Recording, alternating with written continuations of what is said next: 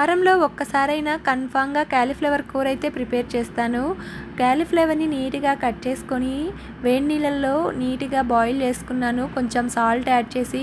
ఇక్కడ మాకైతే గ్రేవీ ఎక్కువ కావాలి. అందుకనేసి గ్రేవీ కోసం నేను టమోటాలు అలాగే జీడిపప్పు కొన్ని యాడ్ చేసి పేస్ట్ లాగా అయితే చేసుకొని పక్కన పెట్టుకున్నాను. నెక్స్ట్ అయితే బాండీ పెట్టుకొని అందులో ఆనియన్స్, పచ్చిమిర్చి, అల్లం వెల్లుల్లి పేస్ట్ నీట్‌గా ఫ్రై చేసుకున్న తర్వాత ఆల్రెడీ బాయిల్ చేసుకున్న కాలీఫ్లవర్ అయితే అందులో యాడ్ చేశాను. తర్వాత మన టేస్ట్‌కి తగ్గట్టు ఉప్పు, కారం, పసుపు ఇవన్నీ కూడా యాడ్ చేసుకొని నీట్‌గా అయితే కలిపేసి కొంచెం సేపు అయితే మూత పెట్టేశాను. నెక్స్ట్ అయితే మనం ప్రిపేర్ చేసి పెట్టుకున్నాం కదా ఆల్రెడీ పేస్ట్, ఆ పేస్ట్ కూడా యాడ్ చేశాను. ఆ పేస్ట్ యాడ్ చేసిన తర్వాత కొంచెం సేపు కలిపేసిన తర్వాత అందులో ధనియాల పొడి, జీలకర్ర పౌడరు ఇవి 2 మాత్రమే నేను యూజ్ చేస్తాను ఎక్కువగా.